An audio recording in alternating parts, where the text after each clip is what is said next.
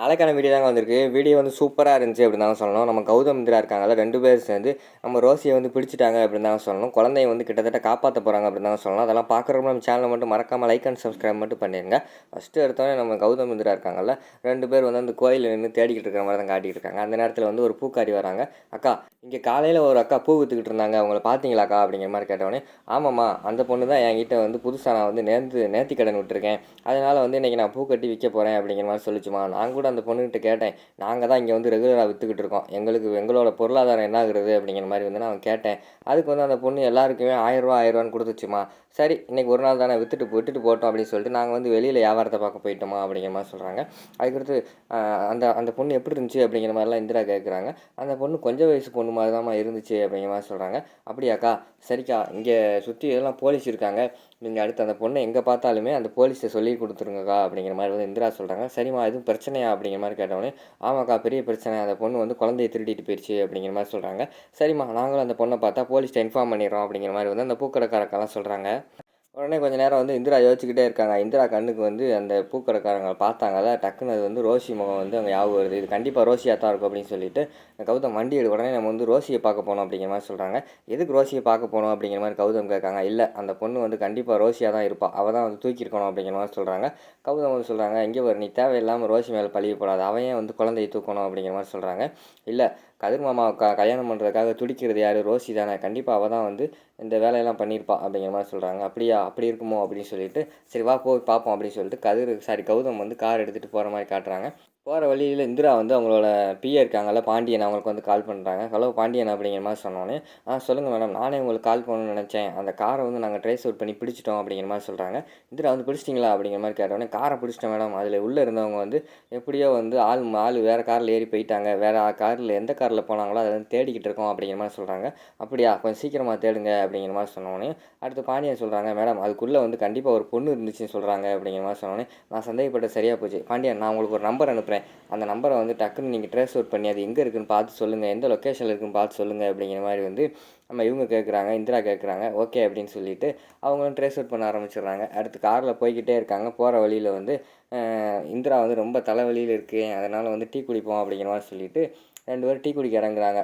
ஒரு டீ கடையில் வந்து டீ குடிச்சிக்கிட்டு இருக்காங்க. அந்த நேரத்தில் வந்து பாண்டியன் எல்லா வேலையும் முடிச்சுட்டு கால் பண்ணுறாரு. மேடம், அந்த பொண்ணோட லொக்கேஷன் வந்து உங்கள் நம்பருக்கு அனுப்பியிருக்கேன், நீங்கள் பார்த்துக்கோங்க அப்படிங்கிற மாதிரி சொன்னோன்னே, சரி, உடனே அவளை போய் பிடிக்கிறேன் அப்படின்னு சொல்லிட்டு இந்திராவும் கௌதம் வந்து கார் எடுத்து கிளம்புற மாதிரி காட்டுறாங்க. அந்த நேரத்தில் கலெக்டர் வேறு சும்மா ஃபோனை போட்டுக்கிட்டு எப்போ பார்த்தாலும் நான் வந்து உங்களை வந்து சஸ்பெண்ட் பண்ணிடுறேன் சொல்லிக்கிட்டு இருப்பார்ல, அவர் கால் பண்ணிட்டார். என்ன இந்திரா மேடம், ஆல்ரெடி நிறைய நேரம் ஆயிடுச்சு, இன்னும் எங்கே சுற்றிக்கிட்டு இருக்கீங்க, டக்குன்னு பிடிங்க, இல்லைன்னா உங்களுக்கு சஸ்பெண்ட் ஆர்டர் வந்து வீட்டுக்கு அனுப்பிடுவேன் அப்படிங்கிற மாதிரி சொல்லிட்டு இருக்காங்க. அதில் வேறு இந்திரா வந்து கவலையாயிடுறாங்க. கௌதம் வந்து தேத்துறாங்க. கௌதம், இந்திரா நீ கவலைப்படாத, அதெல்லாம் கண்டுக்கிறாத, அதை நினச்சா உனக்கு தலைவலி தான் வரும், வா நம்ம ஃபஸ்ட்டு போய் குழந்தைய கண்டுபிடிச்சி கண்டிப்பாக வீட்டுக்கு சீக்கிரம் கூட்டு போவோம் அப்படிங்கிற மாதிரி சொல்லிவிட்டு அவங்களும் போய்கிட்டு இருக்கிற மாதிரி காட்டுறாங்க. ஒரு வழியாக வந்து நம்ம ரோசியோட வீட்டுக்கு போயிடுறாங்க. வீட்டில் வந்து ரோசி அப்படியே ஜாலியாக கால் மேலே கால் போட்டு உட்காந்துருக்கிற மாதிரி காட்டுறாங்க. உள்ளே போனவொடனே, நீ இங்கே தான் இருக்கியா அப்படிங்கிற மாதிரி இந்திரா சொல்கிறாங்க. இந்திரா, என்ன நீ பாட்டுக்குள்ளே வீட்டுக்கு வந்துட்ட, அடுத்தவங்க வீட்டுக்குள்ளே நீ பாட்டு நுழையலாமா அப்படிங்கிற மாதிரி ரோசி கேட்குறாங்க. அக்யூஸ்ட் வீட்டுக்குள்ளே நுழைஞ்சி அக்யூஸ்ட் வீட்டில் வந்து நுழையிறதுல தப்பு இல்லை அப்படிங்கிற மாதிரி வந்து இந்திரா சொல்கிறாங்க. இங்கே பாரு, நீ தான் எங்கள் அக்காவோட குழந்தைய தூக்கிட்டு வந்திருக்கேன், எனக்கு நல்லா தெரியும், அந்த பூக்கட்டை வேஷம் போட நீ தானே அப்படிங்கிற மாதிரி சொன்னோன்னையும் நம்ம ரோசி வந்து பயங்கரமாக ஷாக் ஆகிடுறாங்க. பரவாயில்லையே, கண்டுபிடிச்சிட்டா அப்படின்னு மனசுக்குள்ளே நினச்சிக்கிட்டு, இங்கே பாரு, என்ன தேவையெல்லாம் பண்ணிகிட்டு இருக்க, உங்கள் வீட்டு குழந்தை காணாமல் போச்சுன்னா அதுக்கு நான் தான் காரணமா, அந்த குழந்தை எப்போ காணாமல் போச்சு, எப்படி காணாமல் போச்சு, எதுவுமே எனக்கு தெரியாது, இங்கே பாரு, தேவையில்லாமல் என் மேலே பழி போட்டுக்கிட்டு இருக்காது அப்படிங்கிற மாதிரி சொல்கிறாங்க. இங்கே பாரு, நீ தான் குழந்தை இதுக்குன்னு எனக்கு நல்லா தெரியும், நீயா ஒத்துக்கிட்டேன்னா பிரச்சனை இல்லை, இல்லைன்னா வேறு மாதிரி நடக்கும் பார்த்துக்கோ அப்படிங்கிற மாதிரி வந்து இந்திரா சொல்கிறாங்க. வேறு மாதிரி நான் என்ன பண்ணுவேன், உன்னால் முடிஞ்சதை பாரு அப்படிங்கிற மாதிரி ரோசி சொன்னோன்னே, டக்குன்னு ஷேரிக்குள்ளேருந்து ஒரு துப்பாக்கி எடுத்துடுறாங்க. துப்பாக்கி எடுத்துகிட்டு தலைக்கு நேரம் வச்சுக்கிட்டு, இங்கே பாரு, இப்போ நீ உண்மையை சொல்லலைன்னா அவ்வளோதான், அவன் தலை சிதறிடும் அப்படிங்கிற மாதிரி சொல்கிறாங்க. உடனே ரோசி வந்து, என்னையவே நீ மிரட்டுறியா இரு அப்படின்னு சொல்லிட்டு உடனே டக்குன்னு கலெக்டர் கால் பண்ணிடுறாங்க. கலெக்டர் தான் எதுக்கு எடுத்தாலும் சஸ்பென்ஸ் ஆர்டர் வந்து உனக்கு கொடுத்துருவேன் சொல்லிட்டு திரியிறாருல, அவர் கால் பண்ணிவிட்டு, சார் நான் தான் ரோசி பேசுகிறேன், ஒரு பொண்ணு நான் வந்து என்னை வந்து இந்திரா வந்து டார்ச்சர் பண்ணுறா, அவங்க வீட்டு குழந்தைய காணுமா, அதனால் என்னை வந்து டார்ச்சர் பண்ணிக்கிட்டு இருக்கா அப்படிங்கிற மாதிரி சொல்கிறாங்க. அப்படியா, எங்கே இந்திரா கிட்ட ஃபோனை கொடுங்கன்னு சொன்னோன்னே இந்திரா வந்து வாங்கி பேசுகிறாங்க. சார் சொல்லுங்கள் சார் அப்படிங்கிற மாதிரி சொன்னோன்னே, என்ன இந்திரா அந்த பொண்ணை ஏன் மிரட்டிக்கிட்டு இருக்கீங்க அப்படிங்கிற மாதிரி கேட்காங்க. அந்த பொண்ணு தான் சார் வந்து குழந்தைய திருடி இருக்குது, எனக்கு டவுட் வந்துருச்சு அப்படிங்கிற மாதிரி வந்து இந்திரா சொல்கிறாங்க. டவுட் வந்துச்சுன்னா சந்தேகத்தில் பேர்லலாம் விசாரிக்க முடியாது, ஏதாவது விட்னஸ் இருக்கா, ஏதாவது ஆதாரம் கிடச்சிருக்கா போய் விசாரிங்க, இல்லைன்னா அந்த இடத்த விட்டு கிளம்புங்க, இல்லைன்னா உங்களுக்கு சஸ்பென்ஸ் ஆர்டர் வீட்டுக்கு அனுப்பிடுவேன் அப்படிங்கிற மாதிரி திருப்பி அதை சொல்கிறாரு. உடனே இந்திரா வந்து, இரு நான் அவனை கவனிச்சுக்கிறேன் அப்படின்னு சொல்லிட்டு அந்த இடத்துலேருந்து கிளம்பிடுறாங்க. வெளியில் போயிட்டு கார்லேயே இரு கௌதம், எப்படியாவது வந்து நம்ம கண்டுபிடிக்கணும், அந்த ரோசி தான் தூக்கியிருப்பா அப்படிங்கிற இந்திரா சொல்கிறாங்க. எனக்கு என்னமோ ரோசி தூக்கியிருக்க மாட்டான்னு தோணுதுன்னு சொல்லி கௌதம் சொல்கிறாங்க. கௌதம், ஒரு 1/2 மணி நேரம் மட்டும் இருப்போம் அப்படின்னு சொல்லிட்டு காருக்குள்ளே வெயிட் பண்ணிகிட்டு இருக்காங்க. அந்த நேரத்தில் ரோசிக்கு வந்து ரவுடிங்க வந்து பிரியாணி கொண்டு வர மாதிரி காட்டுறாங்க. அதை இந்திரா வந்து பார்த்துட்டாங்க. கௌதம், அவன் தான் என்னை குழந்தைய தூக்கிட்டு போன இருந்தேன், கொஞ்சம் நேரம் வெயிட் பண்ணி நம்ம அவனை கண்டுபிடிச்சிரும் அப்படின்னு சொல்லிட்டு ரோசி அவனும் பேசுகிறத காட்டுறாங்க. அதை இங்கிட்டு இந்திரா வந்து அங்கிட்டு ஒட்டு கேட்குறாங்க.